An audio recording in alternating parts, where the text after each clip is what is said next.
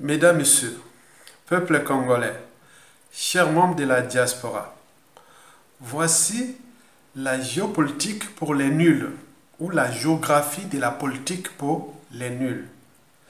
Cette géopolitique que je vais ici traiter va concerner 5 individus, dont Denis Sassou Nguesso du Congo-Brazzaville, Félix Tshisekedi de la République démocratique du Congo, Yoweri Museveni de l'Ouganda, Paul Kagame du Rwanda et enfin João Lourenço de l'Angola. Alors, 1. Denis Sassou Nguesso et Paul Kagame cherchent-ils à déstabiliser Félix Tshisekedi de la RDC? Et pourquoi faire? 2. Félix Tshisekedi joue-t-il à la diversion pour ajourner les présidentielles de 2023? Pour ces deux questionnements, ma réponse est à la fois oui et non. D'abord, non et pourquoi? C'est-à-dire, Denis Sassou Nguesso et Paul Kagame ne cherchent pas à déstabiliser Félix Tshisekedi. Et celui-ci ne joue pas à la diversion pour ajourner les présidentielles de 2023.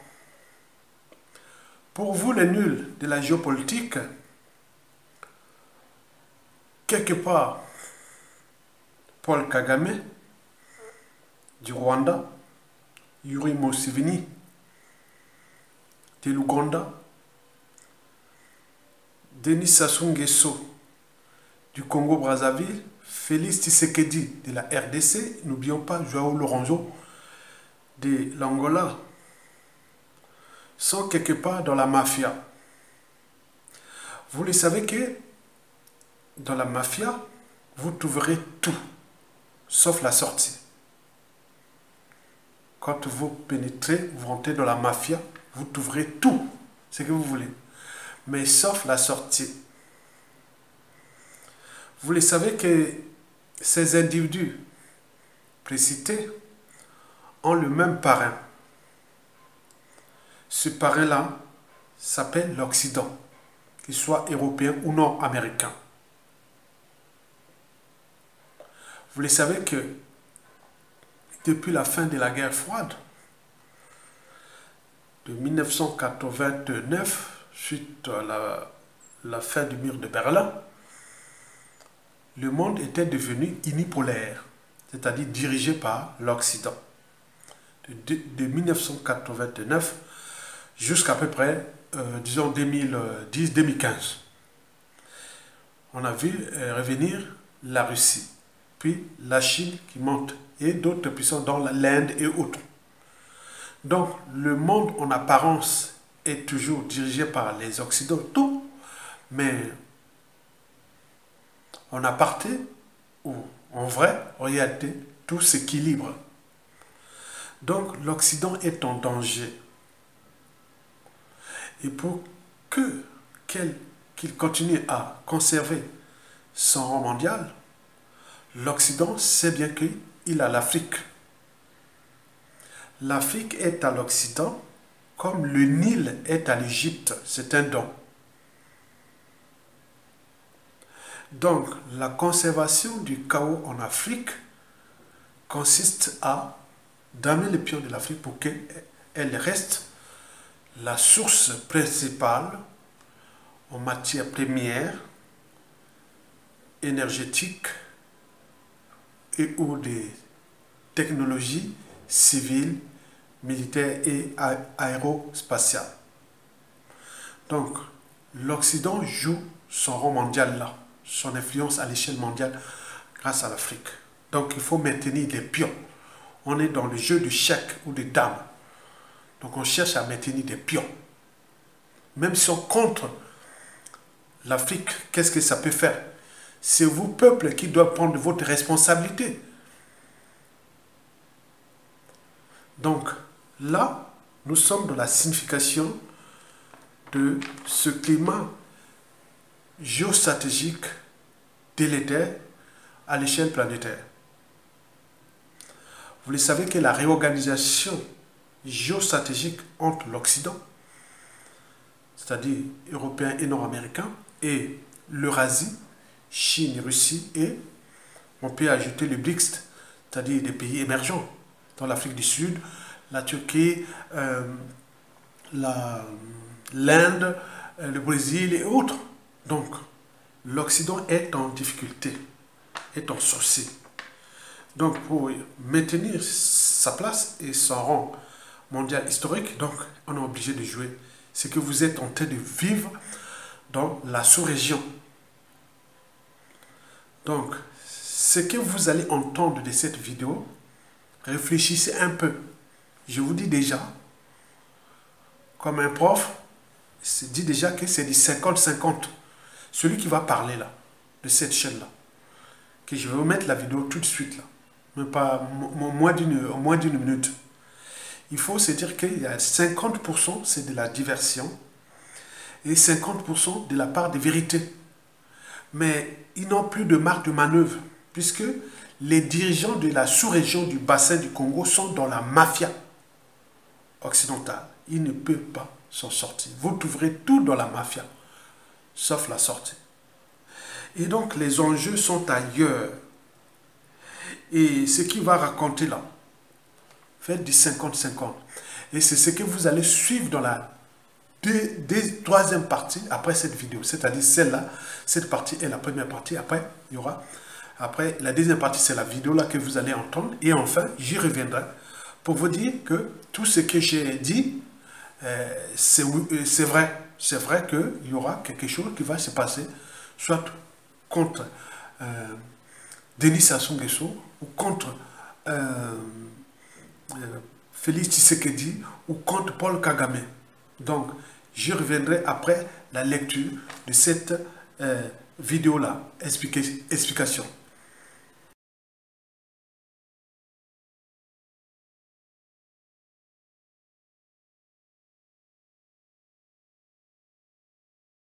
Accords, tout ça, l'Ouganda, qui est du côté du Rwanda. Quelle est l'attitude adoptée aujourd'hui pour les officiels congolais? Là, nous sommes devant une situation qui devient de plus en plus grave, au-delà des appels, au-delà de la diplomatie dans la sous-région, avec Sassou Nguesso, avec les présidents angolais. On sent que ceux qui sont dans l'Est, du côté Est, je vous rassure qu'on on a partitionné le Sud-Soudan au vu au sud de tout le monde. Sassou Nguesso était à Tripoli lorsque l'OTAN bombardait Kadhafi. Moi, je participais à des conférences avec Sassou Nguesso où il était président de l'Union africaine sur le Darfour, à Abuja au Nigeria et dans beaucoup de capitales. Ça ne change rien. Lorsqu'on lève les options pour morceler un pays, parce que le Congo représente un danger, un Congo fort, grand, fort, représente un danger, les déclarations de principes, ça n'a aucune espèce d'importance. Et d'ailleurs, et l'Angola, et Congo-Brazzaville, et la Zambie aimeraient bien que le Congo se partitionne, soit faible, et bien qu'il soit fort. Comment voulez-vous que le président zambien nous demande, plutôt angolais, de libérer les deux militaires rwandais? Les deux militaires, au même moment, on est en train de bombarder encore Rumangabo. Comment voulez-vous que notre président était à Oyo, que du côté de Bunagana, les Ougandais entrent? Mais finalement, qui nous respecte dans la sous-région? Et comment en est-on arrivé là? On ne doit pas réfléchir en termes de respect. Il faut réfléchir en termes de dissuasion. Dissuasion militaire. L'Ouganda et le Rwanda, ce sont de petits pays qui jouent les commissionnaires des grandes puissances. Félix Tshisekedi, en venant, il a pensé, peut-être à juste raison, que, au lieu d'être dans une belligérance, j'aimerais bien qu'on puisse collaborer. Je vais montrer ma bonne foi. Et je pense que ces gens vont peut-être... Il a cru tout simplement. Oui. On lui a expliqué, non, Kabila a été conflictuel. Si d'ailleurs sur nous on s'entend très bien, vous allez voir que ça va aller.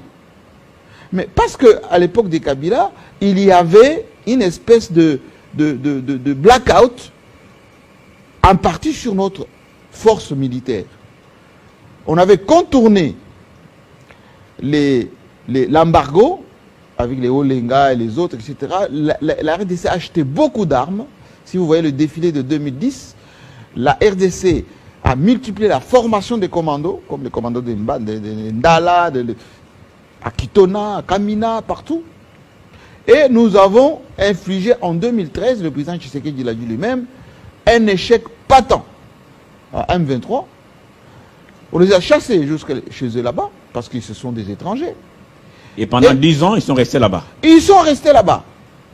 Et Gagame, à un moment donné, il sentait qu'il y avait une pression. On risque d'entrer. Ndala avait dit, moi j'entre. On dit, non, on a préservé notre territoire, il faut rester. Alors, la bonne fois qu'on a dit, à un moment donné, on pensait même que la police rwandaise pouvait traverser pour venir nous aider à Goma et tout ça. On a vu l'hostilité des gens de chez nous. Et ils se sont rebuffés. À un moment donné, ils ont dit, on va même construire un village. Ils ont vu l'hostilité. Et les Ougandais, qu'est-ce qu'ils ont dit? Alors, on va trouver une parade. Nous venons, en tout cas, mutualiser les forces pour aller chasser les ADF dans notre zone, vers Beni, Butembo, un peu là-bas. Et de bonne foi, Félix Tshisekedi a encore accepté. Et ils sont venus. Ils ont créé des bivouacs là-bas, les Ougandais. Ils ont commencé à déployer, installer même des repères, identifier les villages, les machins, et voilà. Et ça, c'est gravissime, hein, lorsque on comprend la situation et qu'on se trouve dans cette position-là. Exactement. Oui, mais parce où que... vous avez déjà maintenant les Tutsis, parmi vous qui vous contrôlent finalement sur le terrain. Les Tutsis, ils ont toujours une philosophie, on va dire, territoriale, des dominations sous-régionales. Ça va du nord au sud Kivu. Dans un premier temps, ce qui les intéresse, ce n'est pas pour faire tomber les pouvoirs à Kinshasa. C'est prendre une bonne bande, comme en ce moment, la Russie est en train de faire avec les Donbass. Cette grande zone, ça part, ce qu'on appelle les grands Kivu. Il y a énormément de richesses, énormément de pâturages, beaucoup de minéraux naturels. Énormément. Et ils se contenteraient de cette république des grands lacs, ils appellent ça des montagnes ou je ne sais pas quoi. Et ça va approvisionner leur pays, ils auront des territoires, ils auront tout ceci. Ils se contenteront avec capitale Goma. C'est plus riche que même l'Union européenne réunie. Aujourd'hui, le Rwanda a signé les accords avec les pays d'en face au niveau de Maluku de l'autre côté. Oui. Des hectares accordés. Est-ce que c'est encore une autre forme de menace voilée Bien vous voyez, c'est pas menace. Pour attaquer sur les défenses. C'est une menace. Pourquoi c'est une menace? Parce que le Rwanda, notamment, a toujours voulu déstabiliser la RDC. Mais le Rwanda, c'est loin. Le Rwanda n'a pas de base arrière à l'ouest. Ils ont tenté, notamment avec l'opération 98 à Kitona.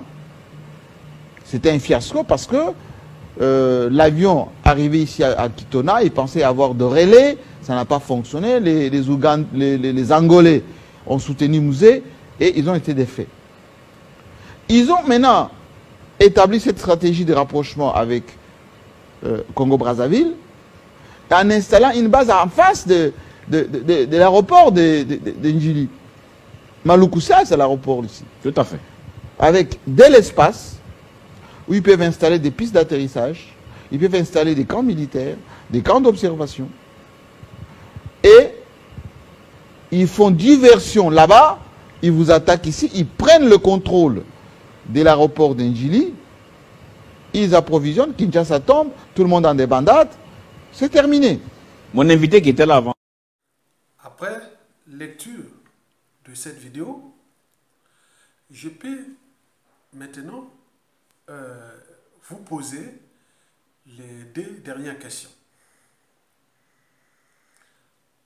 Alors, Denis Sassou Nguesso et Paul Kagame chercheraient-ils à déstabiliser Félix Tshisekedi de la RDC?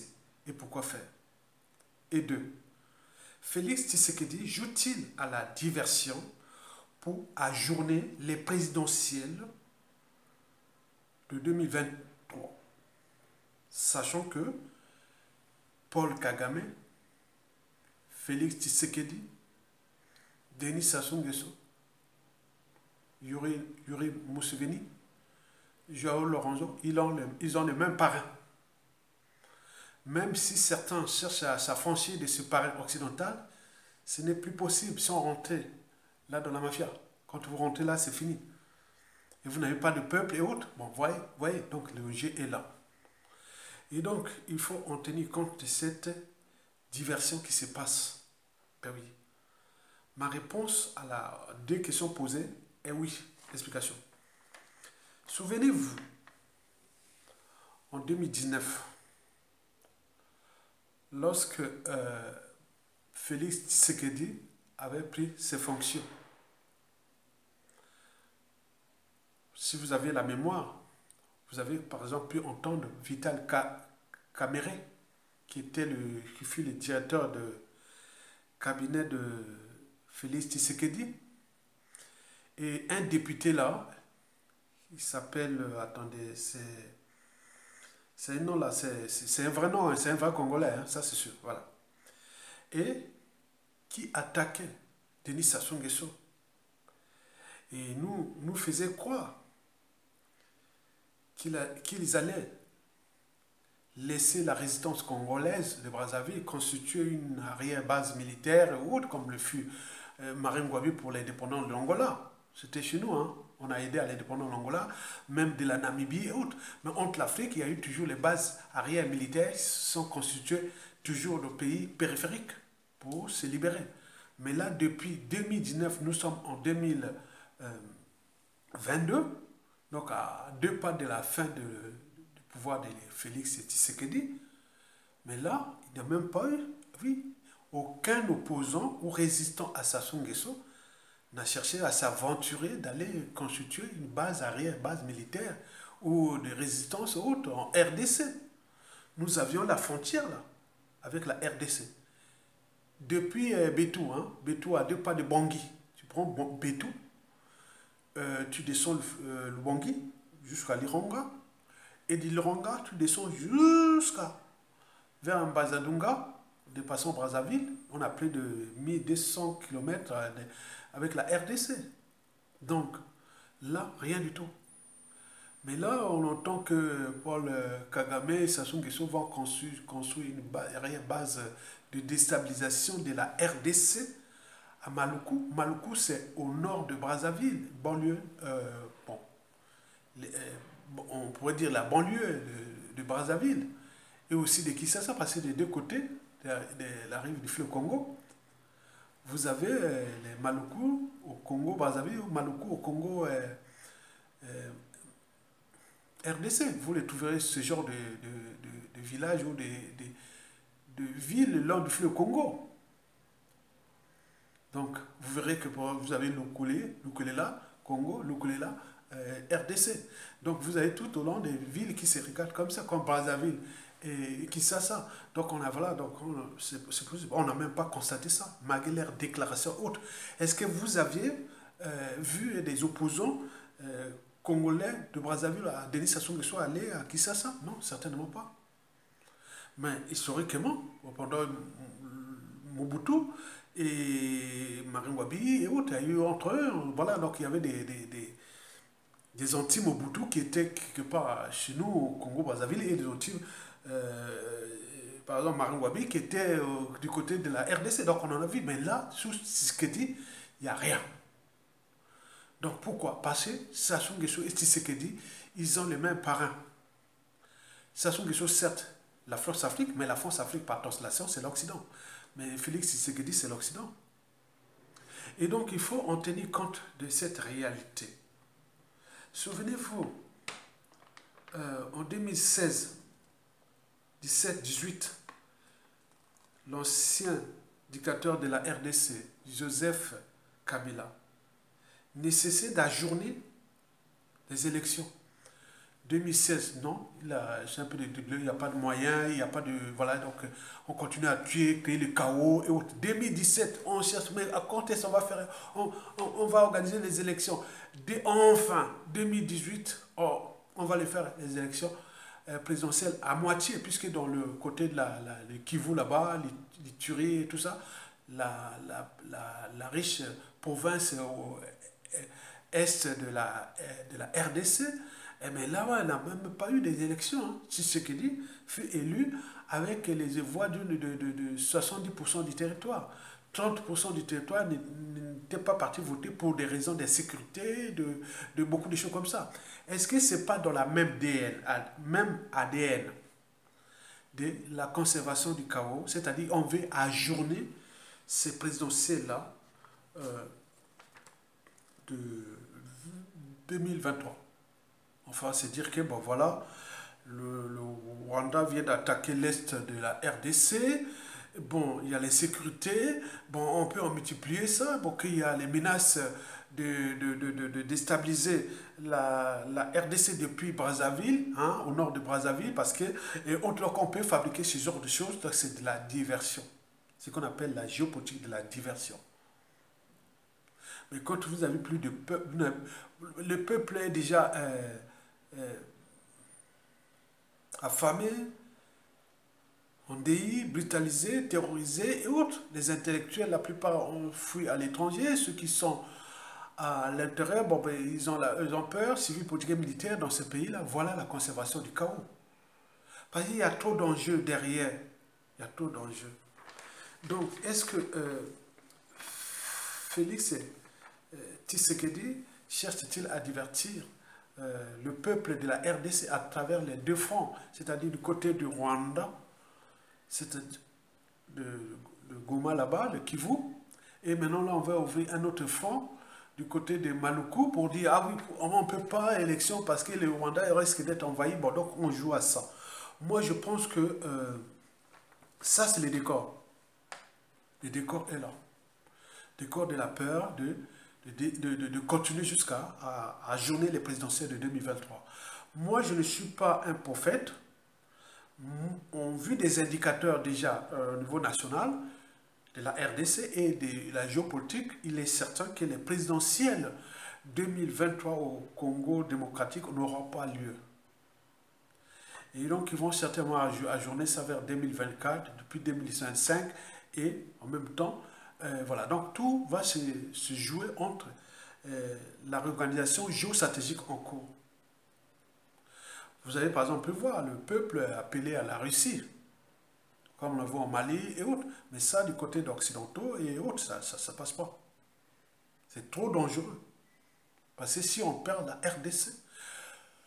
RDC 2 345 000 km², 90 millions d'habitants, au premier rang mondial de toutes les matières premières nécessaires aux technologies civiles, politiques, technologies civiles, militaires et aérospatiales. Donc, je pense que au niveau du volume, hein, parce que quand on parle par exemple du pétrole, bon, on pense à la Russie, au gaz à la Russie, l'Algérie, le Nigeria, l'Angola, le Congo, le bloc arabique, l'Iran, le Venezuela, maintenant aujourd'hui les États-Unis, oui, bon, beaucoup de choses comme ça on parle. Mais là, en matière, c'est-à-dire quand on parle les minéraux et terres rares, c'est la RDC, il n'y a pas un seul pays au monde. C'est le premier. Après la RDC, c'est la Russie. Et ce sont des grands pays. Hein. Donc, vous imaginez les enjeux qui se dessinent. Et si l'Eurasie prend le contrôle de la RDC, il est sûr que le déclin de l'Occident, donc pour maintenir cette influence et ces enjeux géostratégiques-là, donc on maintient les pions qui servent à faire une diversion et conserver les chaos. Donc pour s'en sortir de là, on ne pourra pas tant que on ne repense pas les enjeux géostratégiques. Mais sur ça, c'est l'Occident qui a la solution. C'est dire que, bon, ben, est-ce qu'on peut laisser libre cours aux élections et laisser ces peuples-là? Non, ils ne peuvent pas, parce qu'il y a trop d'enjeux géostratégiques qui se décident. Donc il faut que l'Afrique soit bas pour que l'Occident reste. Parce que si l'Afrique se relève, c'est fini. C'est la fin de l'Occident. Or, ils ne veulent pas. Donc, moi, sur ce qui se passe là, ces gens-là, c'est-à-dire, je parle de Félix Tshisekedi, il n'a plus que deux choix. Soit se soumettre à la conservation du chaos pour les enjeux précités, puisque son pays est tellement riche, ça sera là. Après, c'est-à-dire, la République démocratique du Congo sera la première puissance économique militaire d'Afrique, devant l'Afrique du Sud et le Nigeria. Mais là, c'est un pays qui est au dernier rang d'Afrique. Mais pourquoi? Parce que ce pays est trop riche en biodiversité faunistique, floristique, en minerais de terres rares. C'est un scandale géologique. Moi, parfois, je regarde la RDC, puisque, bon, c'est les mêmes bassins. Nous sommes là, voilà, je suis passé plusieurs fois, je ne suis jamais allé en l'intérieur de la RDC, mais je suis allé faire un petit tour à Kinshasa quand j'étais étudiant, hein, aller draguer les belles Zaïroises, hein, on venait là-bas, bon, on avait tout, hein, les jolies femmes là-bas, donc non, bon, écoutez, donc Brazza, Sefa et autres, donc c'était comme ça, on était vraiment, donc vous imaginez. Mais le fleuve, le RDC, je l'ai vu que le long du fleuve Congo. Je l'ai fait puisque j'ai fait plusieurs fois le fleuve Congo. Et donc là, donc on lui demande de conserver les chaos, si tu veux te maintenir. Et donc les parrains peut-être l'ont dit, bon, ben, demander à Paul Kagame et à Denis Sassou Nguesso de jouer leur mission, de les menacer, faire du chantage et autres. Donc pour qu'il ait peur, pour qu'il continue à se soumettre. Mais il est sûr que Félix Tshisekedi va certainement obtempérer aux injonctions de ses parrains, puisqu'il n'a pas été élu, il n'a pas été choisi par le peuple. Il y a eu hold-up électoral, mais il a mis, voilà, il est arrivé là par ce que vous connaissez. Enfin, le deuxième choix de Félix Tshisekedi, c'est s'affranchir de ses parrains et de ses sous-fifs, comme Sassou Nguesso, Paul Kagame, et là, il risque de se trouver dans une situation où on peut installer, on peut avoir un coup d'État préparé depuis Maluku, puisque pour attaquer, prendre le contrôle de la RDC, mais c'est à Kinshasa, c'est pas dans l'Est là-bas. Ils ont tenté dans l'Est là-bas, ça. Maintenant là, il veut s'installer, Paul Kagame veut arriver à Kinshasa. Pour arriver à Kinshasa, il y a un pays hôte, c'est Brazzaville, Congo-Brazzaville, donc ils ont installé à Maluku. Donc si les Occidentaux se disent que ce que dit devient le danger de les ranger, donc on va le dégager, et donc Maluku pourra être vraiment le centre où tout peut se chambouler, donc traverser le Maluku là, c'est le fleuve là n'est pas large, hein, avec n'importe quel truc qu'on peut traverser, c'est combien?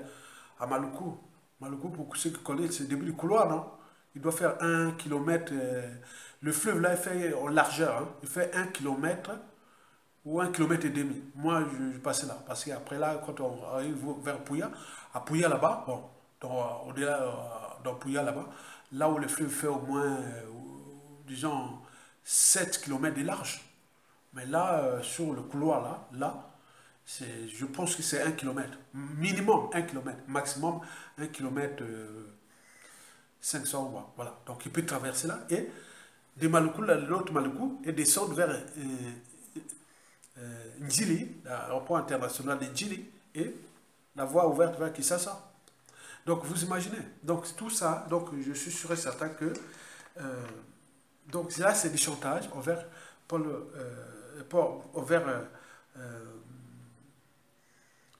Félix Tshisekedi pour qu'il obtempère aux injonctions de ses parrains occidentaux, dont les sous-fifs sont en train de jouer leur jeu de rôle. Donc du côté de l'Angola, Joao Lourenço ne peut pas toucher son pari occidental, même si il pense toujours à la Russie, mais bon, c'est compliqué. Donc on est en cadre de la géopolitique. Donc les gens là cherchent à conserver leur régime contre les peuples parce qu'avec ce peuple, ils ont tous les leviers pour se dégager ou laisser les Biko à autre. Mais Sassou Nguesso, il n'y a plus de choix. Lui, c'est fini. Donc c'est quelqu'un qui est déjà en tenue conditionnée, sous emprise contre le Congo, contre l'Afrique et autres, on le sait. Bon, donc ce qu'on peut encore récupérer, ce sont les Joao Lourenço et les Félix Tshisekedi. Mais par contre, les Paul Kagame, les Sassou Nguesso sont tenus conditionnés dans les coups à coups tordus. Ça, bon. Ce sont des gens qui vont terminer leur servitude, leur travail très très mal. Paul Kagame finira très très mal son pouvoir. Denis Sassou Nguesso, pareil. Ben donc, les enjeux sont là. Donc, je voulais seulement vous laisser ça, à voir que dans cette géopolitique-là, il faut se dire qu'en haut, nous avons deux forces qui antagonisent aujourd'hui, qui s'affrontent. L'Eurasie et l'Occident. Les technologies sont maintenant presque égales. Mais où trouver les matières premières? Pour la Russie, donc, la Russie, il n'y a pas de problème. La Chine peut aller chercher chez la Russie aussi, autre. Mais l'Occident, c'est où? Il reste pour l'énergie. Aujourd'hui, les États-Unis ont encore les pétroles, les gaz, les schistes. Mais c'est un pétrole qui ne va pas aller trop loin aussi. Bon, il y a aussi le bloc arabique. Mais le mangeoire ou la garde à manger de l'Occident, c'est l'Afrique. Donc ils ont essayé par apporter les terrorismes qui sont en cours. Est-ce qu'il faut mettre les terroristes par-ci, par-là pour créer des chaos, bazar. Ils vont apporter les... Bon, maintenant, comme les Africains sont désormais de plus en plus éclairés, ils savent que les terrorismes et tout ce qui c'est ce qui est surtout organisé par l'Occident pour conserver les chaos en Afrique. Maintenant là, beaucoup commencent à se rendre compte que ça, ce sont des piliers de la conservation du chaos en Afrique, que les terrorismes. Mais là, il n'y a peut-être pas plus de terrorisme, mais il faut aller voir du côté des régimes qui laissent les milices, les mercenaires, tout ça, que les bazars et tuer les gens et autres. Voilà, donc c'est ce qui se passe. Et donc ce qui va se passer au Congo, et que Jess Mungwasi, des Assises et de la Résistance, a écrit dans Dak Press, ceci. Le Congo vers le processus de haïtisation. Haïtisation. Vous savez que Haïti, depuis l'indépendance de l'Haïti, est toujours dans la merde. Donc, haïtisation, c'est comme la somalisation. La Somalie, depuis 30 ans, quand même dans le chaos. On a failli faire au Centrafrique et autres. Donc, ils cherchent des zones de tension. Et c'est ça. Donc, on crée le chaos. Et donc, les gens se disent que c'est l'Occident qui nous amène les merdes. Alors que beaucoup d'Africains croient aux valeurs occidentales, entre guillemets, la liberté, la dignité, la souveraineté, la démocratie et tout ça. Mais là, on n'en voit pas. Et donc, il y a beaucoup de choses qui vont se chambouler là. Donc, il faut regarder la fin de Sassou Nguesso et de Kagame va être vraiment dramatique. Au regard de la réorganisation géostratégique à l'échelle planétaire et également des équilibres de forces qui se dessinent déjà à l'échelle continentale et au niveau sous-régional. On regarde les souffrances des peuples et autres qui sont maintenant éveillés. Donc ils cherchent des détonateurs pour s'affranchir de ces sous-fifs de la mafia occidentale. Donc l'Occident doit changer de paradigme si elle veut maintenir encore son rang mondial. Je vous rappelle que ce qui se passe en Russie et en Chine, en Asie, bon, les Africains, beaucoup ne sont pas emballés par les sucres de l'Eurasie. Mais ils sont emballés par l'Occident. Mais l'Occident devient quand même quelque part le mouton noir aussi de l'évolution du continent noir. Et pourquoi me dites encore? Je vous remercie. Likez et partagez. Je reviendrai au moment venu en fonction de l'évolution de la situation géostratégique à l'échelle sous-régionale, c'est-à-dire du bassin du Congo. Je vous remercie.